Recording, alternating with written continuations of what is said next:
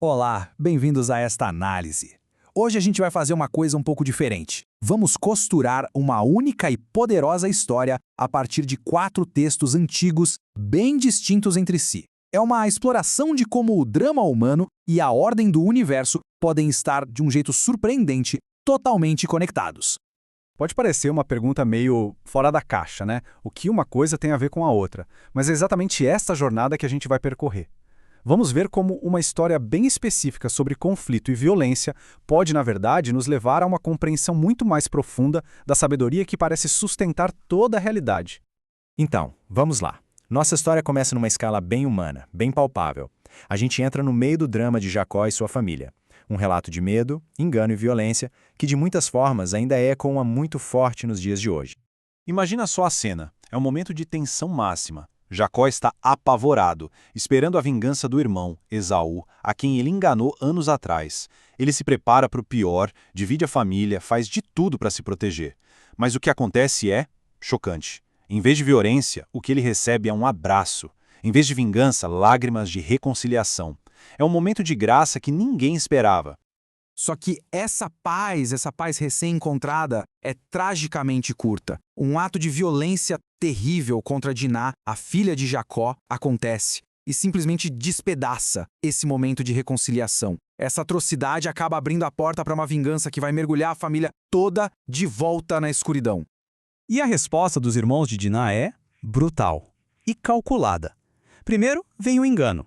Eles fingem que vão fazer um acordo de paz. Depois, a vingança. Eles atacam e matam todos os homens da cidade de Siquém. E por fim, o saque. Eles tomam tudo o que podem, jogando a própria família num caos ainda maior do que antes. E o ponto crucial está aqui, no desespero de Jacó. Ele olha para os filhos e percebe que as ações deles não trouxeram justiça nenhuma. Pelo contrário, trouxeram perigo e isolamento. A violência deles não só quebrou a paz, como os deixou num estado de caos criado por eles mesmos. É aquele ciclo que se repete quando a vingança é confundida com justiça, sabe? E agora, a partir dessa crise familiar bem específica, a análise se expande. A gente sai do micro para o macro. É como se a história de Jacó fosse um sintoma de algo maior. E agora a gente vai olhar para o diagnóstico universal dessa condição. O interessante aqui é como essa frase ecoa as ações dos filhos de Jacó. O salmista descreve uma insensatez que leva à corrupção. E veja bem, não é uma questão de acreditar ou não em Deus intelectualmente.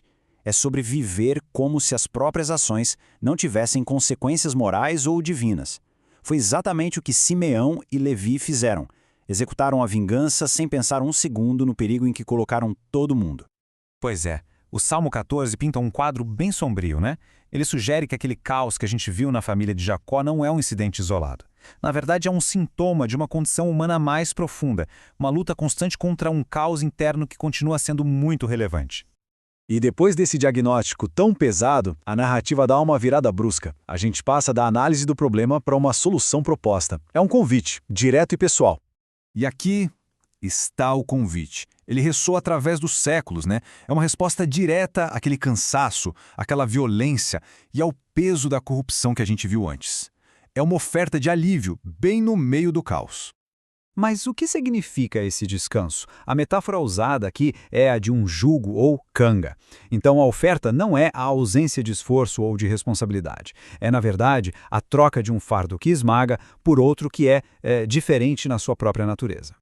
E aqui está o paradoxo. A promessa de uma nova maneira de viver, uma forma de aprender e caminhar em parceria, de um jeito que o trabalho da vida, em vez de nos esmagar, se torna sustentável, leve. É quase como um padrão para encontrar sentido no meio da desordem. E a partir desse convite tão pessoal, a história se expande de novo, mas agora para uma escala cósmica. A gente vai conectar essa ideia de aprender com a própria fundação do universo. O livro de Provérbios faz aqui uma declaração, monumental. A sabedoria não é só um bom conselho, ela é apresentada como a força criativa fundamental, o princípio que organiza tudo, pelo qual todo o cosmos foi estabelecido. E essa imagem aqui ilustra perfeitamente como essa sabedoria fundamental traz ordem a partir do caos primordial. Ela separa as águas, nutre a vida com o orvalho. A criação é vista como um ato de ordem, de estrutura e, principalmente, de propósito. Então, vamos amarrar tudo isso.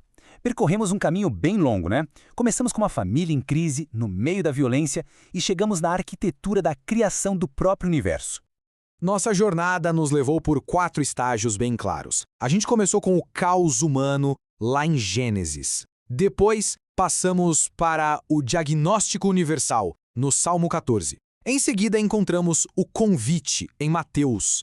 E, finalmente, chegamos ao fundamento cósmico, em Provérbios, que nos revela a sabedoria como a própria estrutura da realidade.